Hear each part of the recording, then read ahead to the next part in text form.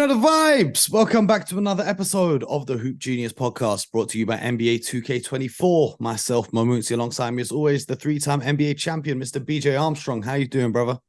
Real name. No You gimmicks. know No it. gimmicks. What's going on? What's happening? Nah, man, just out here discussing the world of the NBA yet again. You're going to be rocking with us all week. Stories trending in the NBA right now. The league has delivered an invitation to Mac McClung to participate in the 2024 All-Star Slam Dunk Is that the Contest. kid who won it last year? He won it last year. That's right. He's the reigning G League Player of the Month, averaging 25, 6, and 4 for Orlando's G League team. BJ, is it a bad look for the league that they have to get G League players in their dunk contest? I mean, I'm happy for the kid. He did a great job last year, but why do no NBA players want to do this? Have you heard anything from players around the league about their sentiment towards All-Star Weekend and the dunk contest? Well,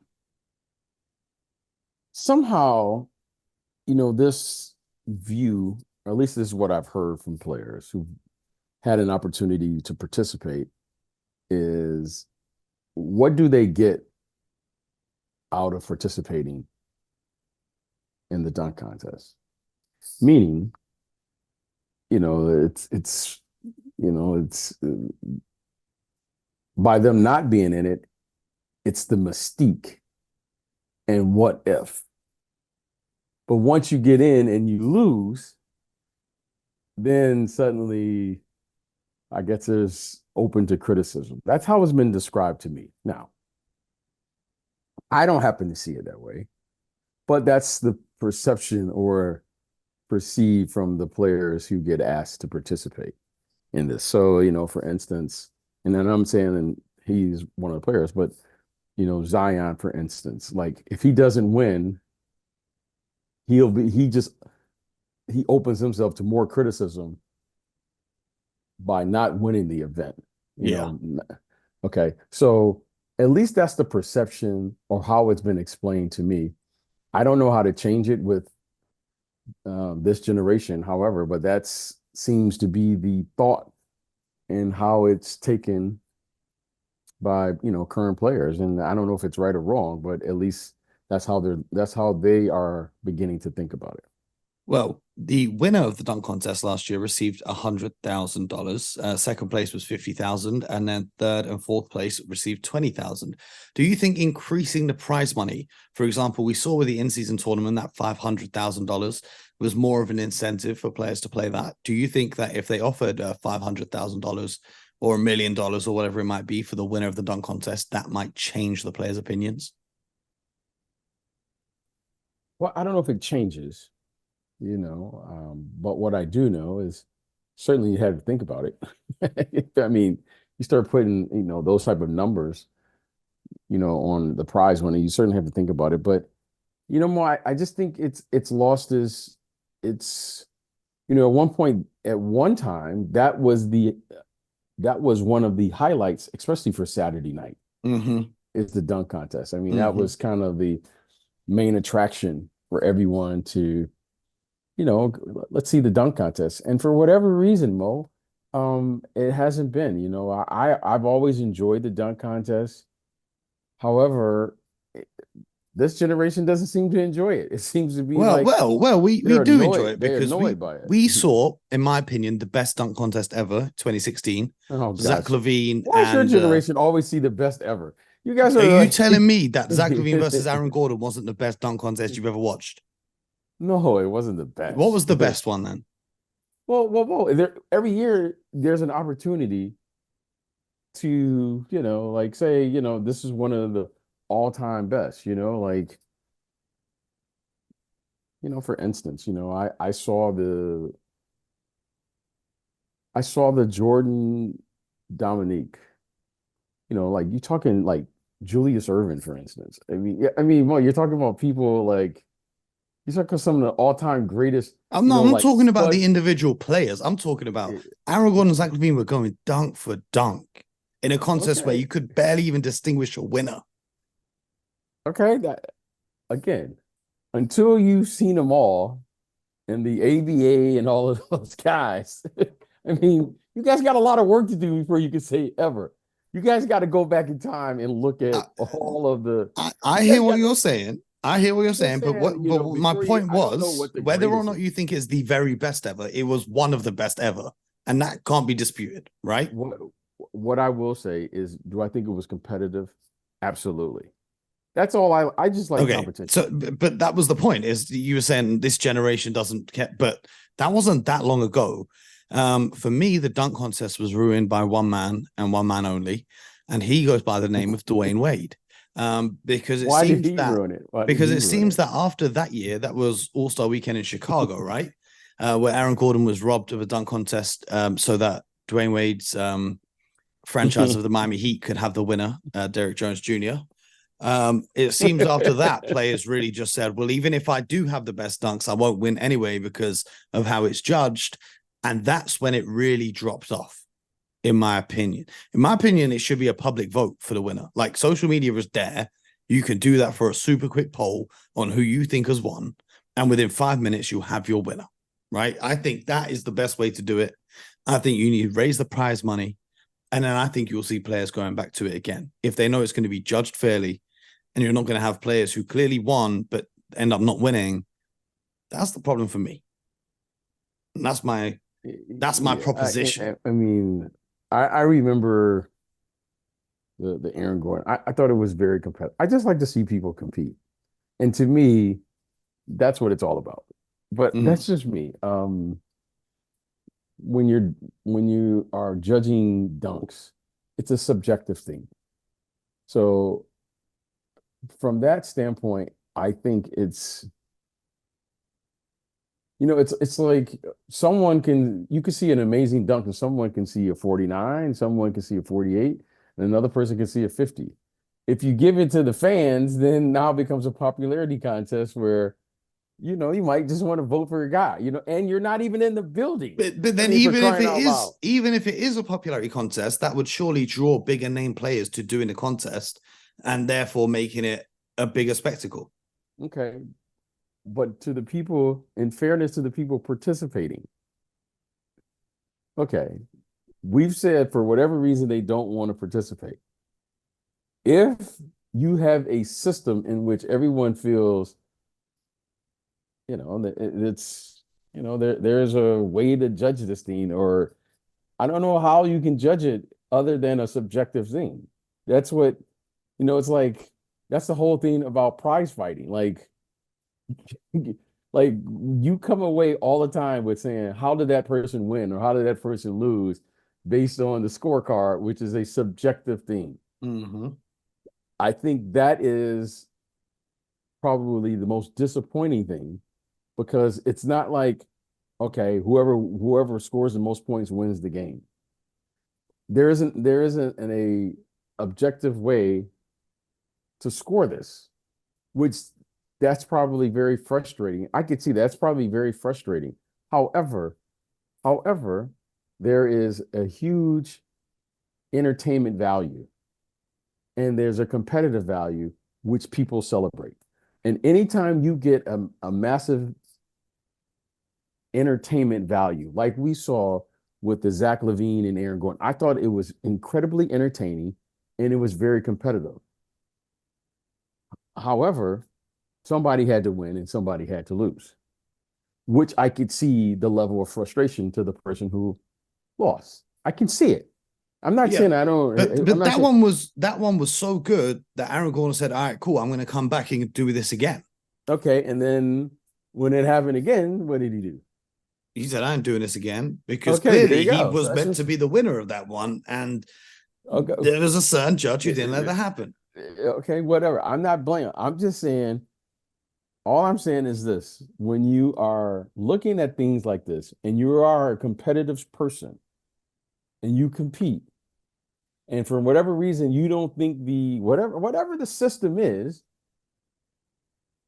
especially when it's like not part of the regular season, I could see the frustration in it. I'm not saying I don't see the player side. I certainly see it. However, what I will say is the people who lose in players not participating is us, the fans, Mm-hmm. because it's the entertainment. And and when you see a good dunk contest, I would rather talk about, man, that was a great dunk contest rather than who won or who lost, to be honest with you. It's like when you see a great 3-point contest, like you just want to see, like, wow, man, did you see Dirk Nowitzki? Did you see Ray Allen? Did you see Steph? I mean, now you're just like, you're fired up about that. And then, yeah, we get it. However, the 3-point contest, there's a definite winner. Mm. And the dunk contest, it's just. Do you think we've become desensitized to amazing dunks? Because first of all, we see so many great dunks happen in games now. We also have seen so many different variations that there's not too many ideas left that someone could come up with if they're entering a dunk contest. Well, and then we have professional slam dunkers who go around the world doing even crazier dunks that you couldn't even see in an NBA dunk contest because that's their full-time career now. And social media is flooded with these clips of insane dunks. So do you think people are just desensitized? Did you just say the guy has a full-time career going around the country or going around the world dunking? One of my good friends, Joel, is a professional slam dunker, and he gets booked to go around the world and perform in dunk shows and dunk contests across the globe. And that's he makes a living from it. This is what I think. There's a theme called creativity. And there's also a theme now that I've me, Mo, I'm technologically challenged, as you know. Yep. Our listeners know. But AI I find to be very fascinating. It's just like a fascinating thing to me. The technology or the former guard for the Sixers? The technology, chat, whatever, GPT. Shout out to Allen Iverson, though. Okay. But AI, I find artificial intelligence, I find to be fascinating because it kind of strips away your creativity. So, but then I said, well, if I was young in this generation, AI really challenges your ability to be creative. So to me, no wonder, people don't want to participate in the dunk contest because, well, yeah, we've seen everything. Well, we didn't have the option to see the world that way. You just had to figure out how to do something new and creative that you thought was going to win. Well, this generation doesn't. This generation like plans. Like I play with guys who've been in dunk contests. I've never seen guys like playing like what they're going to do in the dunk contest. It's like you just gotta be creative. Some people are very creative. Like someone had the idea, yeah, I could dunk with one hand or two hand, but what if I tried to dunk from the free throw line? I mean, someone had it. Then someone had said, what if I dunked and put a cape on? And then someone said, what if I dunked and jumped over? I mean, these are like ideas. Like, I don't know how you you know what I mean? But the creativity to me is what makes the dunk contest fascinating. It's better than the dunk. Like for instance, how many times have we seen a guy do a one-handed dunk? We've seen that millions of times. But I remember when D Brown did it, and he had the shoes with the pumps, the Reebok pumps, right? Yep, remember that? Yep. And he did the one-hand dunk, and he kind of and it was like, that was creative. And he blocked his eyes with his arm. Yeah. So, I mean, like Spud Webb, like the creativity to think that a guy his size, it was just like creative. Like, so to me, what made Aaron Gordon and those guys, it was the creativity is what makes the dunk. It's not how high you dunk. It's not about imitating someone else. It's like you have an opportunity, Mo. You have a stage to bring something new to this incredible event. And that to me is what makes it special. Aaron Gordon didn't win, but Aaron Gordon is forever part of the dunk contest because what he brought to the event. And that to me means more than actually him winning the event because he is one of the elite dunkers that I've seen. I mean, the dunks he did was just so creative. Like, Mo, like, that's why I have so much respect for our friend Dominique Wilkins. Dominique Yep. Wilkins showed up at the dunk contest because he said, you know what? You got to give people what they want. Mo, every day, you and I show up every day. And how many times have we said, Mo, hey man, we're gonna just let it flow. Just Just right gonna now. There was no episode and, planned for this. yeah, Let me and ask you this Mo, though. Let me ask you this. yeah, I JaVale mean, McGee, a client of yours, did the dunk that was contest in awesome. 2011. He dunked on 2 baskets at the same Basically, time. He Mo, dunked unplanned. 3 basketballs at the same time in his next dunk. What was the process like that leading up to it? Mo, he just did it. Like he saw a guy jump over a car. He saw a guy jump over a car, right? Blake Griffin. I remember I was in the stand. He looks at me and I was like, well, what are you gonna do? Get 2 cars? I mean, Get bus. clearly, clearly, that was part of the gimmick, right? When I say the Yep. gimmick, shout out to Blake Griffin. Shout And out to Baron Kia being the I think it official was car Baron Davis. If I sponsor of the remember NBA. correctly, I think it was Baron Davis. Shout out to Baron Davis who threw him through Through the alley oop from sunroof. inside the car, yep. Okay. And JaVale was like, there was like 2 hoops there for some reason. I don't know why was it. And he just did it. So he didn't plan that in advance. Where are you gonna get 2 hoops? You're working. I mean, I don't know, Mo. Maybe you work out with 2 hoops right next to each other. I don't know, Mo. Maybe you do. I mean, it was Mo. I mean, Mo, like it just Mo, sometimes, it's like sometimes you get in the studio, I would imagine as an artist, and things just flow. Like you just get in your vibe and you get in that zone and things just happen. Mo, it was awesome. That was like a moment. And people were like, people still talking about that. Like, Mo, like, you know what I'm saying? That to me is like, oh, man, that was awesome. Now, Blake Griffin won. However, JaVale McGee had something that he brought, and you said, wow. I remember when Gerald, it was Gerald Gerald Wallace. Gerald Green with the cupcake. Gerald Green, like, blew the cupcake out or something. But there's things that you think about. Yeah, that was pretty good. You know what I mean? Like, so Mo, to me, the entertainment value is what we're missing because these guys have an opportunity to utilize their creativity. Yeah, one of my all-time favorites was obviously Dwight Howard doing the Superman, but then Nate Robinson comes out with Crypto Nate. He made a whole character. Obviously, Superman has his kryptonite, and he did a play on words, and then he jumped over Superman. See, me, Mo, that's what we're missing. So when these guys aren't participating for whatever the reason is, Mo, the creativity to me is what like Mo, like you have an opportunity to utilize like what's going on up there, and you have an opportunity to express yourself and display this in a way that no one's ever done. Like I remember the first time you saw that Jordan dunk. Like Mo, like I mean, he just started leaning, and you was like, "What? What's going on here? Like, what's going on here?" Like, you know what I'm saying? You know what I'm saying? The first time guys started, remember that? I don't know if you may be too young.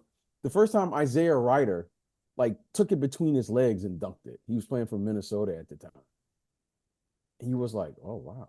Like, you know what I mean? Well, like there were like moments. Vince Carter, for instance, when he was in the dunk contest in San Francisco, it was just like, I mean, well, I mean, those are things that you have an opportunity. You have a captive audience. Now you talk about branding. Everyone's talking about their brand and all their things. Mo, does it really matter if you win or lose? Yeah, it's nice to say. However, you get an opportunity to like, you got a captive audience. You got millions of people all around the world watching, and you're like, nah. Like Mo, nah.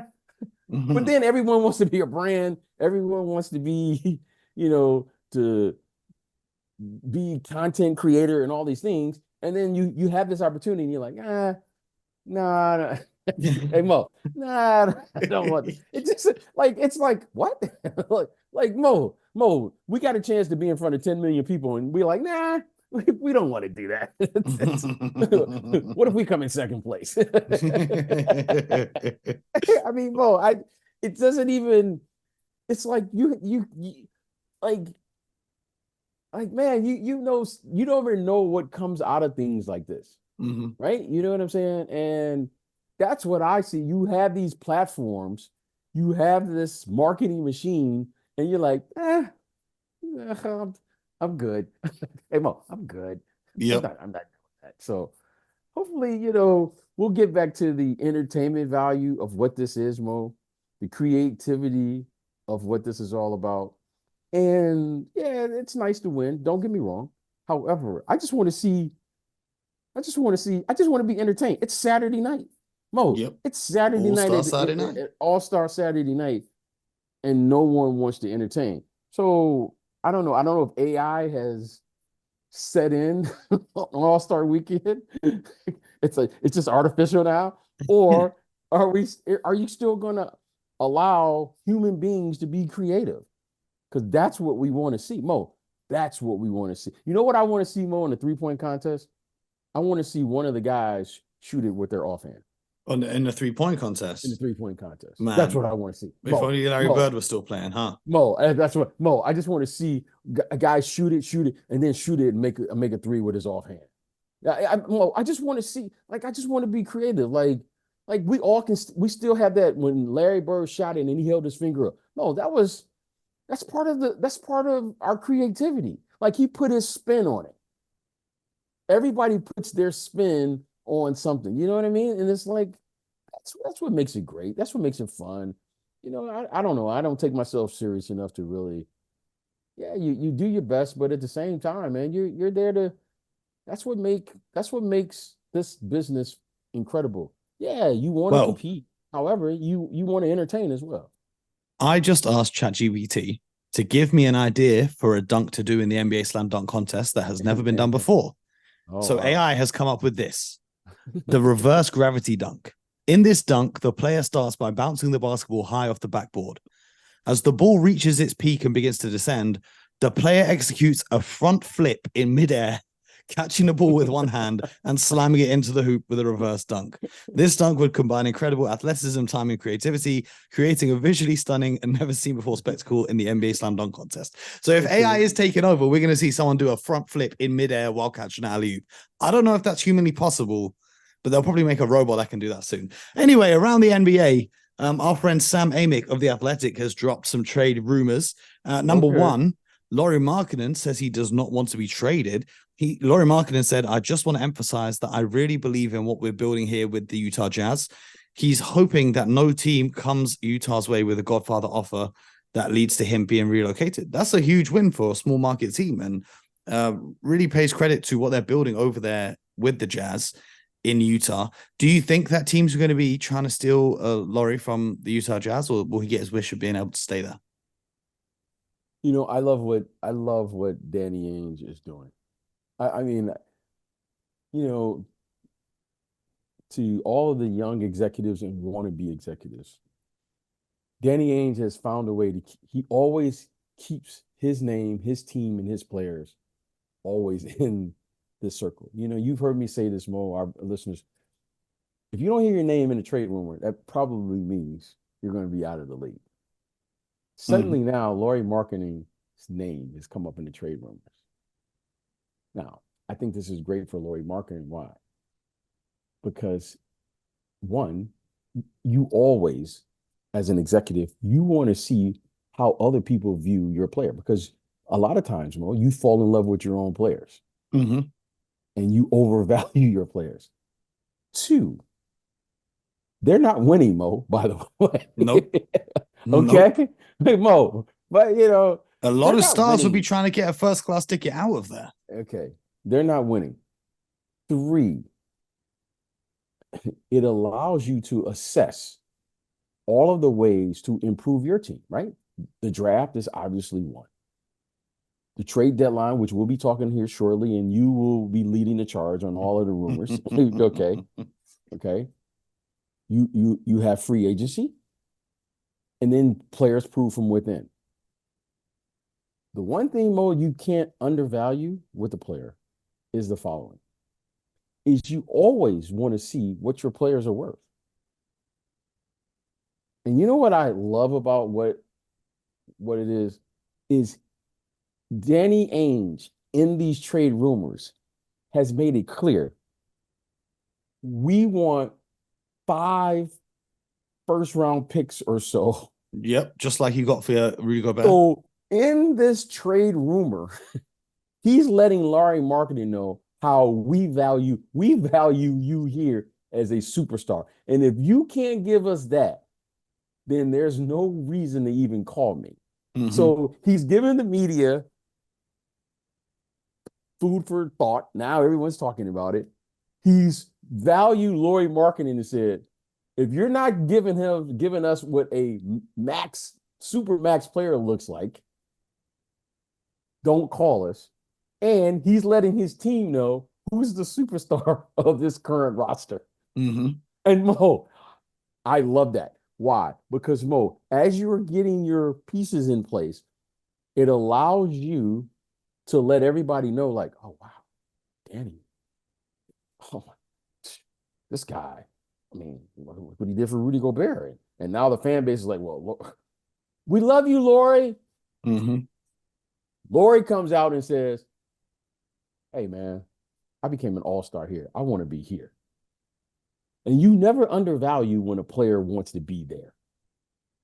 So what Danny is doing is terrific, Mo. It's like psychology 101. I love what he's doing.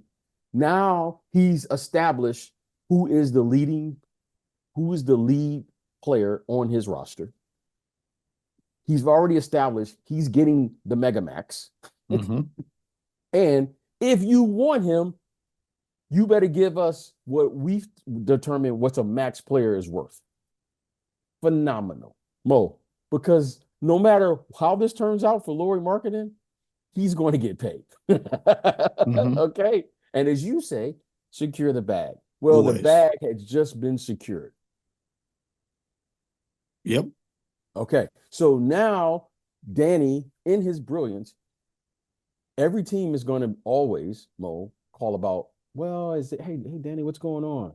Is there any truth? What's going on? And Danny probably wants to trade someone else on their roster. Mm-hmm. John Collins. This is just, and Mo, this is what I want to be talking about with you.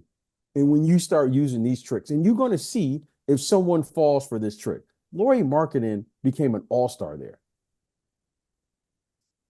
I seriously doubt if he's going to trade him. Maybe.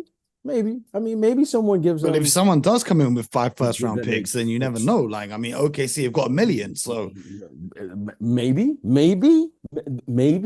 And if he does get that, you and I, or at least I, will be celebrating, going, "Wow, good for you, Danny." Okay, good for you. You were able to secure 5 first-round picks or whatever it is you're looking for here. So I think this is great. I think it's a terrific move by him. Keeps him always on the phone. You know, Pat Riley, somehow I'm waiting for him to conjure up some way to get into the trade talks because he's always in the business. Yep. And you see all of these guys. That's why some of these guys are excellent at what they do. It's because they're relentless, and they're constantly figuring out how to improve their team. So, you know, salute to those guys. I love that. I think that's good business for what you're doing. You keep your name out there, you keep your team out there, you're working the phones. And if you get a taker, hey man, good for you.